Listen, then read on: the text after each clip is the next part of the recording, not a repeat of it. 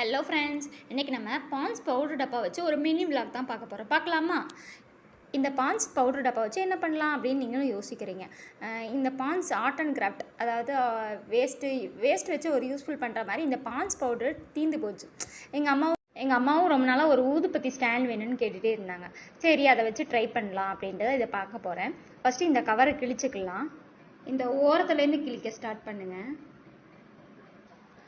இப்போ பாருங்கள், எல்லாமே கிழிச்சு போட்டேன், கவர்லாம் வேஸ்ட் பண்ணிட்டேன். இப்போ இது வந்து பான்ஸ் பவுடர் டப்பா மாதிரி தெரியாது, பவுடரும் தீர்ந்து போச்சு.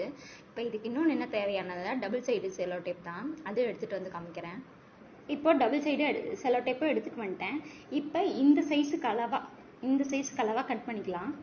இப்போ நான் இங்கே சைஸுக்கு அளவாகவே கட் பண்ணிட்டேன், கொஞ்சம் எக்ஸ்ட்ராவும் இங்கே விட்டுருக்கேன்.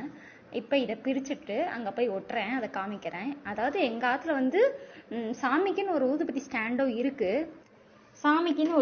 ஸ்டாண்டும் இருக்குது. சரி, இது வந்து இந்த துளசி மாடத்துக்கு சரி விளக்கு மட்டும்தான் ஏற்றி வைக்கிறோம் அப்படிங்கிறதுக்காக இதை ரெடி பண்ணுறேன்.